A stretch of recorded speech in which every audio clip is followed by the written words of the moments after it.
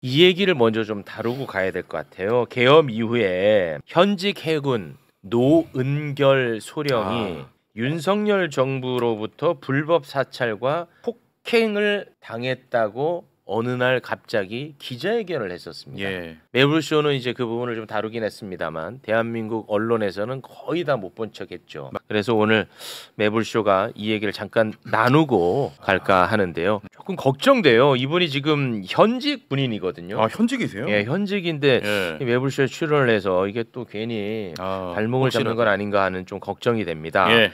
안녕하십니까, 노은결 소령입니다. 제가 작년 12월에 기자회견을 했을 때 그때도 매불쇼에서 한번 불러주셨었는데 현역 군인 신분이다 보니까 제가 방송 출연이 좀 부적합하다고 생각해서 거절했었습니다. 맞습니다. 네. 그런데 지금 사건 발생 이후에 지금 10개월 지난 동안 군인이기 이전에 시민이면서 또 한 가정의 가장이니까 제 목소리를 내는 게 또 다른 피해자를 막을 수 있는 일이라고 생각했습니다. 네.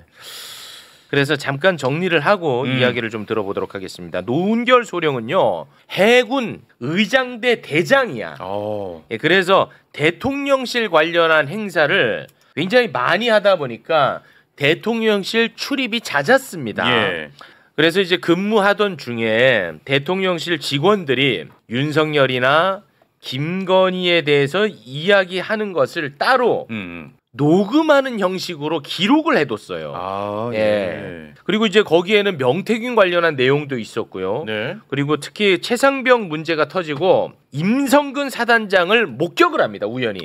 예, 목격하면서 사진도 찍어서 기록을 해둬요. 네네. 근데 이러한 기록들을 유튜브 채널에 제보를 하다가 이제 걸렸어. 아, 그게 걸렸어요? 걸렸어. 예. 그리고 신원 불상자로부터 폭행을 당해 수술까지 하는 일이 발생을 한 겁니다. 네. 이 관련한 무시무시한 내용을 작년 말 12월에 기자회견 형식을 통해서 이 관련 내용을 이제 주장을 했었거든요. 예. 안녕하십니까. 저는 국방부 근무지원단 소속 해군소령 노은결입니다. 저는 10월 23일 오후 1시경 서울 용산 국방부 영내 병영생활관 8층에서 저를 사찰하던 신원불상의 인력에게 폭행과 협박을 당했습니다. 그 결과 계단에서 떨어져 요추 2번 골절 및 왼쪽 손목 골절 수술을 받았고 군 의무조사를 통해 심신장애 등급 7급, 장애 보상 등급 3급, 상위 등급 6급으로 퇴역 대상이 되었지만 전역 부동의 및 계속 복무 신청을 해둔 상태이며 현재는 재활 치료 중에 있습니다. 당시 신원불상의 그 인원은 저에게 대통령에게 충성 맹세하지 않는 종북 불온 세력 빨갱이라고 하였고 저뿐만 아니라 가족에게도 협박을 하였는데 제가 보는 앞에서 제 와이프를 성폭행하고 이제 투돌된 제 딸은 얼굴에 큰 상처를 내서 평생 후회하도록 만들겠다고 얘기를 하였습니다. 올해 7월에도 촬영을 하고 아파트 지하 주차장에서 태블릿 PC로 옮기고 있는데 어느새 남성 2명이 제 양옆으로 다가와서 저를 제압하고 태블릿 PC와 휴대전화를 가져갔습니다. 그들은 저한테 죽고 싶냐며 지금이라도 가족이 안전하고 싶다면 쓸데없는 행동을 멈추라고 경고했습니다. 그러다 사건 전날인 10월 22일 가족들과 함께 영등포 타임스퀘어에 방문했었습니다. 화장실 칸에 들어가 있는데 누군가 화장실 문 밖에서 매일 12시 병영생활관 9층이라고 말했습니다. 듣는 순간 그들이라고 직감할 수 있었습니다. 어떤 식으로든 그들과의 관계를 끝내야겠다는 생각으로 용산 국방부로 들어갔습니다. 국방부에 가는 도중 일이 잘못돼 봉변을 당할지도 모른다는 생각이 들었고 이때 제보메일을 작성해서 김어준의 겸손은 힘들다와 이종원의 시사타파 TV에 보내게 되었습니다. 병영생활관으로 곧장 갔습니다. 한참을 기다리던 중 선글라스와 마스크를 쓴 남자가 나타나 욕을 하는 동시에 제 복부를 가격하며 다른 곳에 제보한 적 없는지 캐물었습니다. 저는 제보한 적이 없다고 잡아댔지만 그는 저를 때리기 시작했고 저는 계단에서 떨어져 허리를 비롯한 온몸의 충격으로 정신을 잃었다가 그날 저녁 발견돼 국군 수도통합병원으로 이송되어 수술을 받게 되었습니다. 야, 이 주장이 사실이라면 진짜 끔찍한 일입니다. 너무 무섭네요, 너무 무서운 이야기입니다. 예. 거의 한 90%는 지금 다 처음 듣는 얘기라고 하시네요, 확실히. 예, 많이 안 알려져. 예, 전혀 알려지지 않은 상황이다 보니까. 일단 노은결 소령님은 해군 의장대장으로 오래 근무를 했습니다. 의장대장. 의장대장. 외국에서 국빈 오면 의장대가 사열해서 어떤 행사들을 하잖아요. 네. 그걸 지휘하는 사람. 네. 앞에 칼 들고 그 지휘하는 그렇습니다. 사람. 네. 지휘가 아닙니다, 지휘가. 네. 네, 의장 대장. 의장대가 대통령실 들어가서 행사를 하려면 협의를 해야 될 거 아니에요. 그렇지. 의장대장이니까 당연히 이제 대통령실을 드나드는 그런 거였고 표창을 엄청 많이 받아요, 군에서. 그리고 간부로 임관할 때 수석이었어요. 수석 얘기를 빨리 해야지. 좀 약간 서운해하시네요. 또 우리 또 그런 거 좋아하죠. 네. 수석이었어요. 상을 엄청 그러니까 이분이 아주 굉장히 인정받는 군인이었다는 그러니까, 거야. 네. 지금 악수하는 분이 노은결 윤석열이라서 대통령 저런 행사가 엄청 큰 행사거든 사실. 그러니까. 네, 그거를 네. 지휘하는 사람이야. 지휘하는 사람이야 이 사람이. 그건 뭐 노은결 소령님이 애를 3년간 난임 시술을 계속 봤어. 겨우 3년 전에 애를 첫째 딸을 뒤늦게 늦둥이를 가져요. 네. 여러분들 아시나요? 고 최수근 상병이 제가 알기로는 시험관으로 아마 그 부모님이 애를 맞아요. 가진 맞아요. 거예요. 그래갖고 거기에 감정이입이 많이 되셨는데 자기가 그 애가 얼마나 소중한지를 아니까. 그렇지. 네, 난임 시술을 열 몇 번을 해서 그 끝에 겨우 얻은 아이인데 와이프는 또 얼마나 힘들었을 것이며. 네. 그러니까 거기에 이제 감정이입이 좀 되셨고 정의감도 있으시고 임성근 사단장은 어떻게 본 거냐? 해군 관사에 살아요. 해군 관사 옆에 바로 해군 호텔이 붙어 있습니다. 근데 임성근 사단장이 거기 자주 나타나더라는 거예요. 그래서 누군가와 얘기를 하더라는 거예요. 근데 그때 임성근 사단장은 국회 증언 나오면 모른다, 만난 적 없다, 뭐 처음 듣는다 이러니까 그런데 누군가는 계속 만나고 있어 또. 그 와중에 그 시기에. 그러니까 혹시 거짓말하는 걸 잡을 수 있지 않을까 해서 뭐 쓰레기 분리수거 하러 가다가 임성근 보이면 이렇게 찍고 뭐 그랬던 거예요. 근데 그게 걸린 것 같아 어느 순간 저쪽 정보기관이나 어디 찍는 걸 이제 걸렸어. 그런 사건입니다. 이제 걸리고 나서 너 뭐 하는 짓이야 이제 이렇게 된 거죠. 그 뭐 누구한테 걸렸는지 몰라요. 그 신원 그렇죠. 비상자라고 우리는 이제 명합니다. 그 사람들로부터 협박당하고 그 사람들로부터 폭행을 당하고 심지어 수술까지 받는 전역 대상자까지 됐다는 거예요. 근데 거기에 대해 동의하지 않아서 지금 아직까지 현역으로 계시는 거죠. 네. 일단은 지금 몸 상태는 어떠십니까? 지금 재활 치료를 계속 받고 있는 상태인데 현재 지금 장애 등급을 받아서 뭐 회복할 수 없는 장애로는 남았지만 그래도 제가 신념을 갖고 행동한 거라서 제 선택에 따라서 한 거라서 후회는 없습니다. 그럼 지금 군 생활은 어떻게 하고 계시나요? 지금 기존에는 사건이 발생했을 때는 그 육아휴직 상태였다가 지금은 몸을 크게 다치고 나서 이제 질병휴직이라는 제도가 있어서 질병휴직으로 전환을 해서 지금 현재는 질병휴직 상태로 있습니다. 자, 그러면 이거 진실 규명이 이제 돼야 될 텐데. 그러니까 그 사건이 일어나고 나서 국방부 조사본부에서 조사를 일단 시작합니다. 왜냐하면 국방부 영내에서 일어난 사건이고 그냥 본인이 폭행을 당했다라고 주장을 하니까 조사를 시작했는데 결과만 말씀드리면 국방부 조사본부는 입건 전 조사 중지. 그러니까 입건을 안 한 거예요. 입건을 안 했어요? 예, 용의자를 특정할 수 없다. 그러니까 지금 신원 불상이잖아요. 가해자를 알아야 되는데 우린 가해자가 누군지 모르겠어. 그리고 가해자가 있는지도 모르겠어. 그러니까 조사 중지 이렇게 된 상태고. CCTV 확인한 다음에 CCTV를 본인들은 확인했다라고 해요. 국방부 조사본부에서는 일부 확보해서 그 국방부 병영생활관이나 그 주변 CCTV를 확보했다라고 하는데 우리가 아무튼 용의자를 특정할 수 없어서 이건 전 조사 중지. 근데 소령님이 주장한 그 예를 들면 폭행할 때 썼다라고 하는 그 멀티탭의 전선줄 이런 거 목에 감아서 막 계단에 매달리게 하는데 그랬었죠. 그런 것들은 현장에서 발견이 됩니다. 발견이 됐어? 네, 그래서 조사본부가 갖고 있어요. 그런 것들 이제 사진도 변호사가 이제 그 확보한 증거 사진은 변호사한테도 제시를 해서 변호사가 보기도 했고. 근데 아무튼 그렇게 됐고 국방부가 이건전 조사 중지 조치를 내리니까 이거를 다시 민간 경찰, 용산 경찰서에 다시 그 수사 의뢰 진정을 합니다.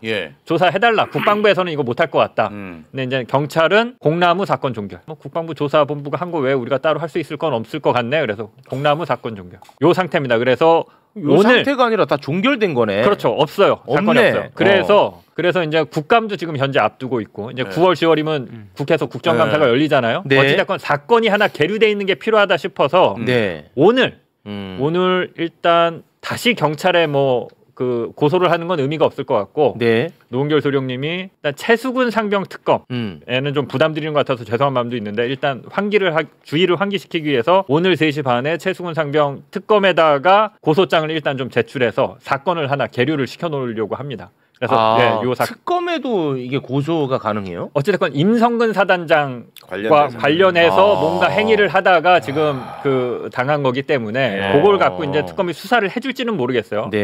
특검도 그 자기가 수사할 수 있는 대상이 정해져 있거든요. 아마 검토를 좀 해보겠죠. 그리고 못하면 이제 다른 경찰이나 이런 데로 아마 이첩을 할 겁니다. 용의자를 특정할 수 없어서 입건을 못한다라는 거는 말이 안 되는 소리죠. 그런가요? 아니 생각해 보세요. 어디서 변사체가 발견됐어. 살해당한 것 같아. 그럼 당장 그 누군지 알아요? 누가 죽였는지 모르죠. 모르잖아. 네. 찾아야 되잖아요. 찾는 네. 게 수사잖아. 그렇죠. 지금 비슷한 상황이잖아요. 사람이 죽지만 않았지 분명히 다쳤어. 네. 현장에서 수술까지 했어. 얘기했던 도구까지 다 발견됐어. 예. 그럼 그걸 찾아야지. 네. 그 찾아 나가는 과정이 이제 그 입건 내사를 시작해서 용의자를 찾아내고 그 다음에 이제 입건을 해서 피의자를 특정하고 이렇게 가야 되는데 네. 그거를 안 해버리면 그러면 세상에 억울한 죽음을 하나도 밝혀질 수가 없는 거예요. 가해자가 나타나지 않는 이상 말이 안 되는 짓을 한 거죠. 그렇지. 이게 하나만 추가로 설명을 드리면 아까 최욱 MC가 괜히 현역 군인인데 여기 나와서 또 괜히 곤란해지는 거 아니냐 그게 그렇게 좀 신경 쓰이잖아요. 근데 그게 좀 그래. 그것과 관련해서 이 수사기관이나 국방부의 태도가 참 저도 참 애매한 게 아니 그러니까 참 이상하다고 생각되는 게 당부에 보고하지 않고 언론 활동을 했거든요. 이거 현역 군인 신분한테 되게 큰 거예요. 큰 징계 사항이에요. 그렇습니다. 네, 그 군생활 해보셨으면 알겠지만 네. 기자회견하고 보고도 안 하고 막 이런데 출연하고 하는 거. 네. 근데 아무런 얘기가 없어요. 그거에 대해서. 아 그거에 대해서는 너 아무런 그거 얘기 없어요? 징계할게라는 말조차 꺼내는 것도 없어요. 그래요? 그냥 없던 일. 그러니까 이게 저희가 12월 20일, 그러니까 지난해 12월 20날 처음 기자회견을 했잖아요. 네. 12월 3일 내란이 불거진 지 얼마 안 되잖아. 네. 그러니까 다들 이 정치 상황 속에서 이건 또 뭐야? 어. 이러고 그냥 좀 없는 사건. 우리 이거 괜히 적극적으로 수사하기도 싫고 뭐가 만지기 싫은 거야. 지금 보면 관료들이 척하는 거네. 그 징계를 하는 게 맞거든. 이렇게 나와서 하면 도령님한테는 죄송하지만 네. 너 그래도 보고는 했어야지 마. 너 어떻게 된 건지 와서 경위라도 좀 설명해봐. 이것도 없어요. 아예 전화를 안 합니다. 노은결 소령님한테 그 부대에서 전화조차를 안 해요. 너 어떻게 된 거냐? 이런 전화조차도 없어요. 지금. 그 세상에 존재하지 않는 사람처럼 네, 지금 것 그런 같아요. 상태예요.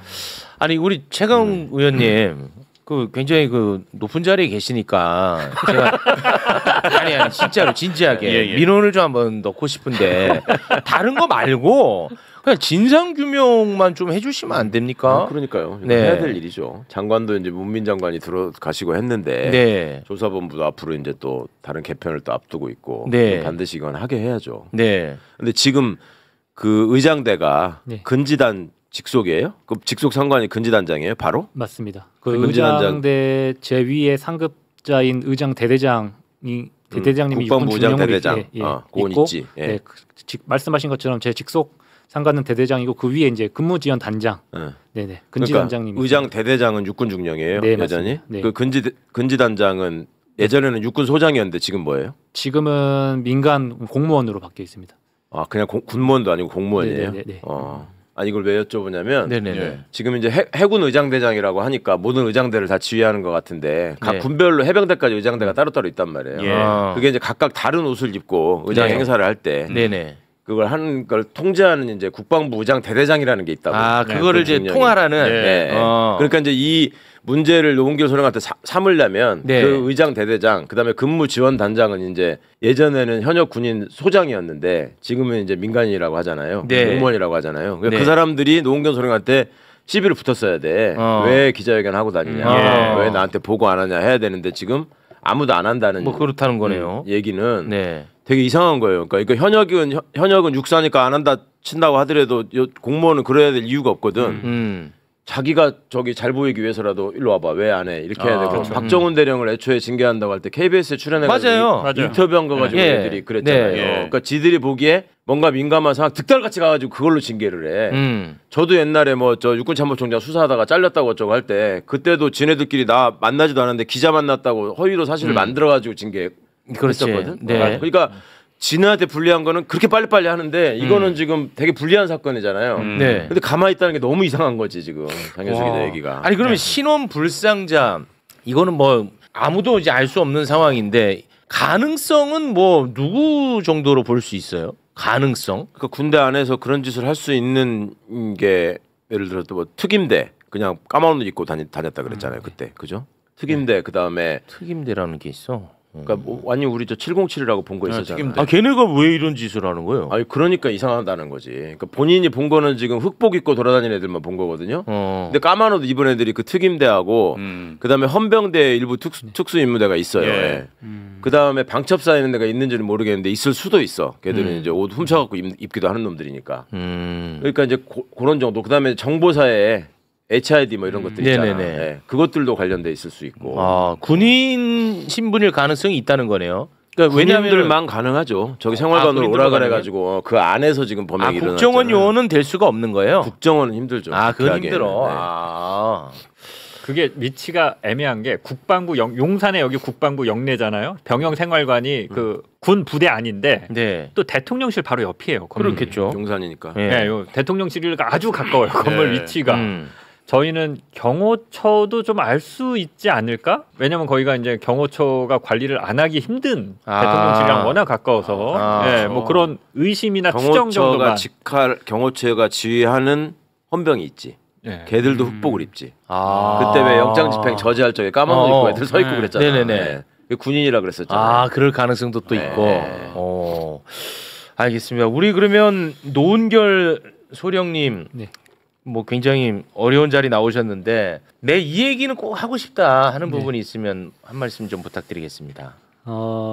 일단 제가 사건을 겪고 나서 10개월 동안 많은 생각이 들게 했는데 일단은 그 언론에 대해서 뭐 기존 레거시 미디어나 이런 유튜브 같은 뉴 미디어나 언론들이 판단을 할 때 제가 겪은 사건과 그리고 제가 다친 사실은 감성의 영역도 아니고 판단의 영역도 아니고 그냥 객관적 사실 그 자체인데 언론에서도 아무도 다루어주지 않는다는 사실 그리고 그걸 판단할 때 본인들의 뭐 입맛이나 아니면 뭐 이해득실을 따져서 재단을 해서 평가를 한다는 게 좀 제가 믿고 있었던 언론에 대해서 조금 실망스러웠고 또 하나는 요즘 언론들이 범죄 피해자의 목소리에 귀를 기울이는 것보다는 범죄 혐의자나 가해자 이런 사람들한테 오히려 마이크를 쥐어주고 그러네. 그런 사람들의 이야기를 더 많이 들려주면서 그 사람들의 뭔가 변명거리를 제공해준다거나 아니면 그 사람들이 오히려 대중들한테 좀 친화적인 이미지로 좀 다가가는 모습을 보면서 이게 좀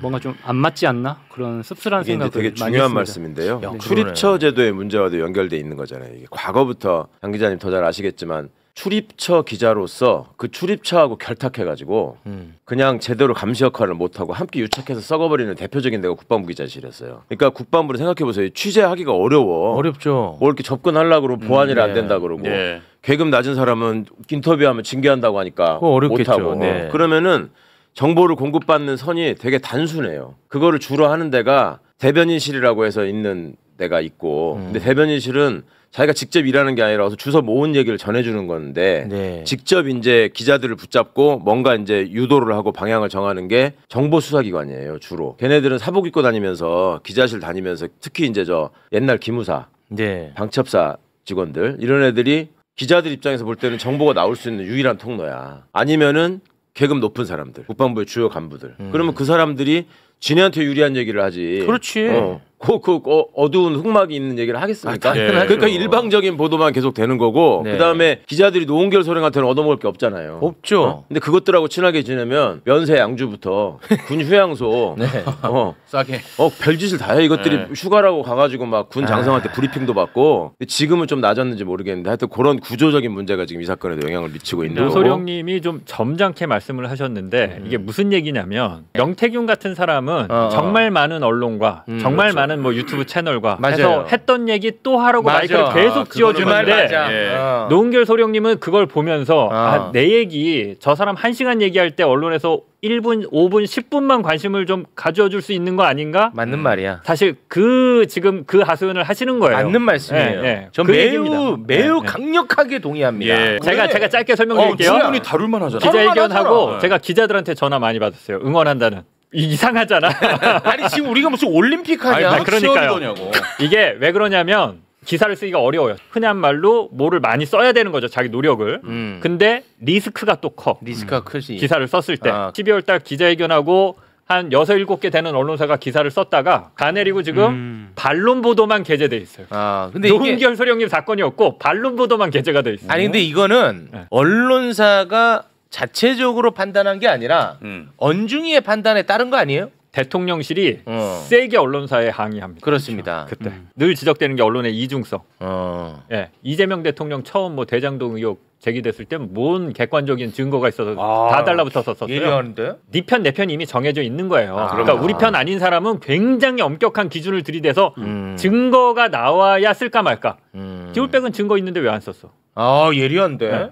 근데 그러니까 이 사건은 다루기 싫으니까 그런 얘기를 하죠. 왜 안 써요라고 하면 증거도 없고 주장에 불과하고 뭐 그랬다가 괜히 또 언론사 문제될 수도 있고. 법원이야 법원. 언론이 언론이 아니라 그러니까 그러는 거는 그럴 수 있는데 똑같은 이재명한테 예를 들면 조국한테 예리한데 뭐 같은 기준을 들이대라 이거죠. 제 얘기는. 네. 쓰고 싶을 때는 아무 증거 없어도 마구마구 써제끼죠. 네. 책임도 안 지면서. 혹시 그 소령님 네. 세상에 공개되지 않은 네. 그 사실을 입증할 만한 뭐 증거 같은 게 좀 있을까요? 지금 제가 1차, 2차 기자회견 때 아직 말씀을 다 드리지 않았고 그런가요? 저희 아내가 녹취한 그 지구병원에서 녹취했었던 국방부 수사본부 조사관하고 녹취했었던 내용이라든가 좀 의문점들이 있는 녹취 자료와 내용들을 지금 장인수 기자님께 전달드렸고 아마 이 내용은 아마 향후에 영상으로 제작돼서 나올 것 같은데 그래요?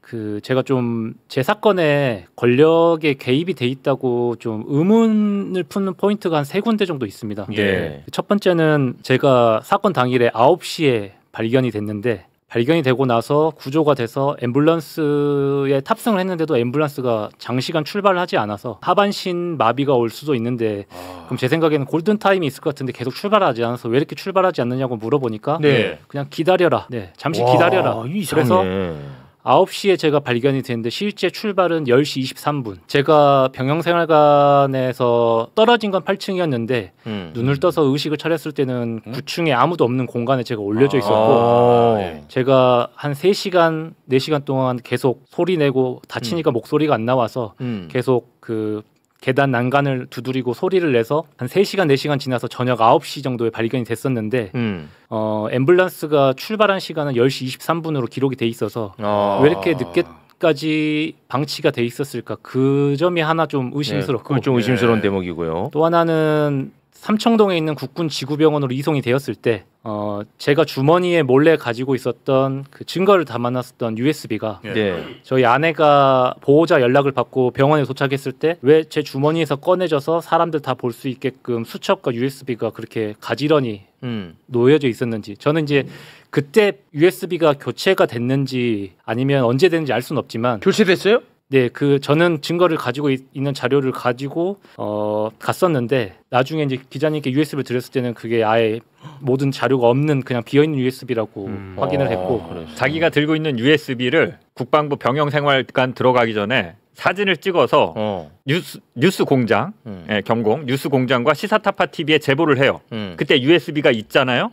발견됐을 때 USB가 2개가 달라요. 그냥 생긴 게 실물이 달라요. 생긴 게 다른 달라. 종류의 USB가 있어요. 그럼 바뀐 게 이건 팩트네. 바뀌었어요. 이건 팩트네. 누군가 바꾼 거지. 근데 이제 의심되는 게 앰뷸런스에 태우고 1시간 동안 무슨 이유인지 모르고 출발을 안 해서 항의를 하셨고 또 하나 황당한 거는 병원에 도착해서 군부대에서 사람들이 왔는데 왜 다쳤니가 아니라 아무 말 없이 일단 주머니부터 뒤지려고 했다. 아니 그러면 그 이상하잖아. USB에 담겨 있던 그 자료는 어딘가에 있는 거네 지금도? 뭐 폐기했거나 아니면 뭐 어디 있거나 뭐 아니 가져간 사람 말고 그 제보를 했다고 하니까 사진만 찍어서 보여. 사진을 내가 지금 USB를 이렇게 들고 병생활관에 들어가는데 내가 문제가 되면 이걸 챙겨봐달라. 그렇게 사진을 찍어서 보내놨는데 나중에 주머니에서 나온 건 전혀 다르게 생긴 USB가 있었어요. 그럼 기절한 다음에 USB 안에 들어가 있던 그 자료는 지금 어디 남아 있는 게 없어요? 네, 없어요. 원래 태블릿 제가 사진 촬영했었던 핸드폰 USB 그렇게 총 3곳에 자료를 보관돼 있었는데 태블릿이랑 휴대폰은 7월에 관사 주차장에서 그리고 USB는 제가 가지고 있다고 생각했는데 나중에 기자님께 드렸을 때는 전혀 다른 USB고 안에는 비어 있었습니다. 앰뷸런스는 국방부 군지단에 바로 있는 거기 의무대 있는 앰뷸런스에서 바로 탑승을 했는데 출발을 좀 늦게 했고 마지막으로 좀 의문스러운 건 저는 이제 듣지는 못했는데 제가 지구병원 가서 이제 CT 촬영을 하고 온 사이에 조사본부에서 온 중령 한 분이 저희 아내한테 제 몸수색을 하겠다라고 얘기를 해서 이제 저희 아내 같은 경우는 범죄 피해자고 목도 못 가는 환자인데 몸수색을 한다고 하니까 화도 나고 그래서 아내가 이제 노발대발하면서 거기서 어떻게 이렇게 할 수 있느냐라고 해서 그게 제지당하긴 했는데 왜 저를 상대로 몸수색을 시도하려고 했는지 그 부분도 뭘 찾고 싶어서 그렇게 했는지 저는 그 부분도 좀 이해가 안 됩니다. 조금 이상한 부분이 많긴 하네. 진짜 그러네요. 네.